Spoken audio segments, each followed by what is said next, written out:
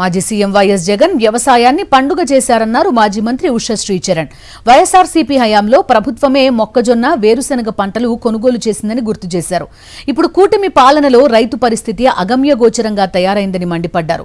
మొక్కజొన్న, వేరుశెనగ రైతులకు గిట్టుబాటు ధర కల్పించాలని డిమాండ్ చేస్తూ శ్రీ సత్యసాయి జిల్లా పెనుకొండ ఆర్డీఓ కార్యాలయం ఎదుట రైతులు, పార్టీ నేతలతో కలిసి ఆందోళన చేపట్టారు.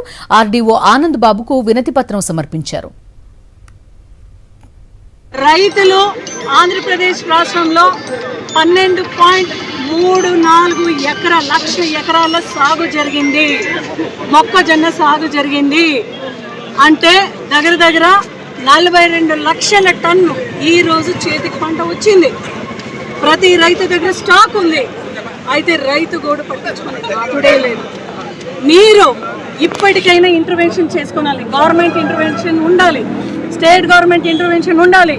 ఆర్బీఐని మీరు పునరుద్ధరించాలి. అదేవిధంగా మీరు కొనుగోలు సెంటర్ని మీరు చేస్తూ దయచేసి రైతుల దగ్గర మీరు మొక్కజొన్నని దయచేసి మీరు ఇప్పుడు పర్చేస్ చేసే కార్యక్రమం చేయాలి. ఎందుకంటే మేము 5 ఏళ్ళు పరిపాలన చేసినాము. జగన్మోహన్ రెడ్డి గారి హయాంలో 2 ఏళ్ళు కరోనా తప్ప 3 సంవత్సరాలు మనమే కొన్నాం. గవర్నమెంట్ ద్వారా మేము కొనుగోలు చేసినాం. అంతెందుకండి చంద్రబాబు నాయుడు గారు ఈరోజు నిజంగా ఆంధ్రప్రదేశ్ రాష్ట్రంలో ఉన్న వ్యవసాయ శాఖ మంత్రి సిగ్గుతో తల ఉంచుకున్నారు.